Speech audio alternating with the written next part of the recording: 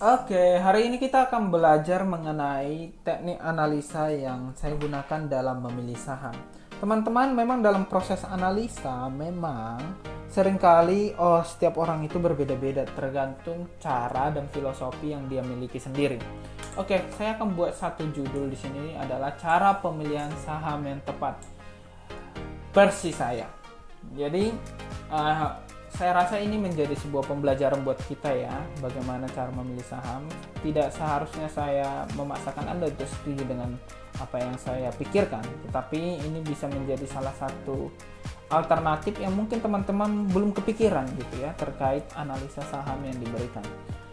Oke, pada umumnya analisis itu cukup banyak di saham, tapi saya akan sebutkan tiga utama atau tiga teknik analisis yang sering sekali ada di saham. Yang pertama adalah technical analysis. Ini dipakai oleh para investor atau bukan investor ya sebutannya, trader ya, tukang dagang di saham yang jangka pendek. Dan kemudian analisis berita, ini tipe mencari scalper biasanya mencari kesempatan langka dengan menggunakan berita. Dan kemudian yang ketiga adalah fundamental analysis.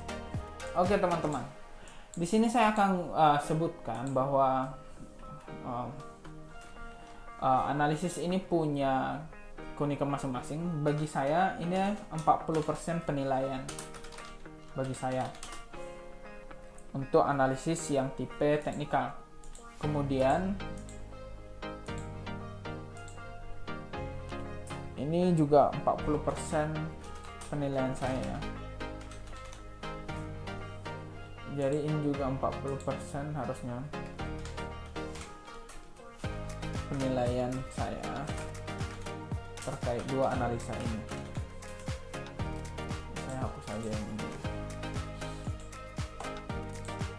Oke, jadi di sini mind map-nya dan yang fundamental ini 60% penilaian. Kenapa? Karena saya memang tipenya melihat sebuah investasi itu sebuah bisnis ya. Jadi bagi saya proses fundamental analisis itu adalah 60% dan kemudian sisanya adalah dari dua analisa tersebut. Oke. Saya akan jelaskan kenapa saya membuat nilainya seperti ini. Pertama, technical analysis. Itu semua technical analysis begitu banyak ya, tapi saya tidak pakai semua technical analysis karena menurut saya beberapa technical analysis kadang buang-buang waktu dan tidak sesuai dengan apa yang saya pikirkan dan kadang ngaco ya jawabannya, hasil yang diperoleh. Walaupun banyak orang yang berhasil menggunakannya, tapi bagi saya technical analysis itu cukup aneh saja gitu, atau mungkin kadang sulit untuk memberikan keputusan yang pasti buat saya karena saya tidak bisa memberikan, walaupun sebenarnya secara technical analysis itu memberikan kondisi psikologi pada masa lalu yang kemudian berulang kembali pada masa hari ini gitu ya. Walaupun itu memberikan sedikit fondasi awal bagaimana saya berpikir mengenai technical analysis, itu cukup bagus. Tapi tidak semuanya saya gunakan. Ada beberapa hal yang saya gunakan untuk technical analysis, yaitu pertama dari technical analysis itu adalah chart pattern, dan chart pattern yang saya pakai cuma beberapa saja seperti double top bottom, dan kemudian head and shoulder, dan kemudian support and resistance, dan ini cukup sudah sering ya kita pakai. Kalau support and resistance ya seperti itu, ini paling utama sih biasanya kita lihat proses technical analysis ya grafik kan. Jadi ketika turun itu menunjukkan psikologis yang menunjukkan pasar itu sedang negatif gitu ya. Sedangkan ketika uptrend dia menunjukkan psikologis yang cukup aktif atau bull run ya. Itu paling yang utama. Dan untuk menurut saya support and resistance membantu saya dalam melihat kondisi saya masuk apakah cocok atau tidak. Biasanya saya menggunakan ini dengan dibarengi metode DCA ya, dollar cost averaging, yang tipe saya banget karena lebih aman untuk memanajemen risiko. Kemudian saya juga melihat chart pattern beberapa hal seperti double top bottom karena menurut saya chart ini cukup sering muncul dan kemudian secara persentase kebenarannya di atas 70%. Jadi kemungkinan ini bisa menunjukkan indikator psikologi yang lumayan akurat, walaupun tidak sepenuhnya bisa menjamin. Kemudian ini ya, kita tahu ya, data top itu kadang kalau dari bawah sedang mengalami loss atau penurunan, dia akan naik. Ketika dia sudah naik, kita tahu untuk menunggu sampai kapan kalau kita butuh saham dengan harga murah ya. Dan kemudian ada head and shoulder di sini. Nah, ini tipe yang kayak seperti 3 bahu dan lain sebagainya. Nah, ini walaupun kadang miss kita untuk melihat ini, tapi seringkali terjadi di pasar dan kita mungkin bisa memberikan satu benefit untuk tanda bagi saya. Kemudian selain daripada technical analysis juga dibarengi oleh indikator tentunya. Technical analysis tanpa indikator rasanya kurang lengkap, tanpa indikator yang tepat. Barengi dengan indikator, dan beberapa indikator yang sering saya pakai adalah moving average, relative strength index RSI, dan MACD yaitu moving average, convergence, divergence. Jadi indikator ini memang cuma sekedar aja untuk saya pakai untuk melihat posisi pembelian yang tepat gitu ya. Dan tentunya selain daripada technical analysis kemudian yang saya analisa adalah berita.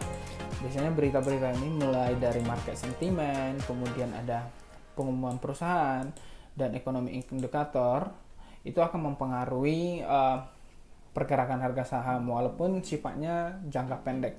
Tapi ini sangat benefit banget untuk melihat potensi di mana kita bisa masuk lebih banyak atau masuk lebih sedikit. Dan kemudian setelah kita menganalisa daripada beritanya ditambah daripada technical analysis, tidak lengkap kalau kita tidak menggunakan fundamental analysis.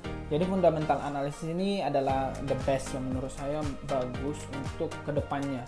Jadi fundamental analysis ini cukup banyak yang perlu dianalisis. Pertama, kita juga belajar tentang laporan keuangan, financial statement-nya, kemudian rasionya. Kemudian financial statement ini akan dibagi lagi untuk mencari balance sheet-nya, income statement-nya, dan cash flow statement. Balance sheet-nya itu untuk melihat seberapa dia kokoh, seberapa dia punya kemampuan aset yang bagus, dan kestabilan daripada ekuitas yang dimilikinya. Kemudian ada income statement, ini adalah tentang melihat potensi keunggulan dari pendapatan, operasi, dan lain sebagainya. Kemudian ada cash flow statement, ini merujuk kepada kondisi keuangan atau pergerakan cash yang dimiliki perusahaan. Jadi sangat perlu dianalisa. Kemudian selain kita udah memahami pergerakan harga saham dipengaruhi apa, sentimen dan sebagainya, kemudian kita masuk ke rasio. Rasio ini penting sekali untuk melihat apakah yang kita beli itu sudah masuk dalam kategori murah atau mahal. Nah, itu dibuat dari 2 valuasi. Yang pertama itu menggunakan PE, dan kemudian menggunakan valuasi PBV. Kemudian sangat penting sekali juga dalam analisis fundamental melihat kondisi kesehatan melalui debt equity rasionya. Kemudian kita juga melihat dari potensi pada investasi perusahaan seperti return on investment. Nah, setelah analisis ketiga ini kita lakukan, maka kita akan mendapatkan cerminan dari perusahaan, dan semuanya itu akan kita masukkan dalam sebuah proses yang disebut konklusi atau keputusan untuk menyeleksi saham tersebut. Nah, biasanya saya menggunakan 3 hal. Yang pertama menggunakan comprehensive analysis. Jadi secara menyeluruh, kemudian kita lihat manajemen risiko yang ada, kemudian kita lihat potensi dalam jangka panjangnya dari analisis yang sudah dilakukan. Nah, semua analisis ini yang sudah kita mapping ini akan berpacu pada sebuah pemilihan saham yang tepat. Nah, tentunya analisa menggunakan metode yang saya buat di sini penting dilakukan secara berkala. Teman-teman bisa setuju dengan beberapa hal yang saya cantumkan di sini. Mungkin ada beberapa metode-metode yang tidak mungkin teman-teman belum mengerti, tapi kita akan pelajari semuanya di channel ini. Jadi saksikan terus apa updatean kita selanjutnya supaya kita lebih paham dan belajar lebih jelas mengenai cara kita untuk memperoleh saham-saham terbaik di pasar. Demikian videonya, terima kasih.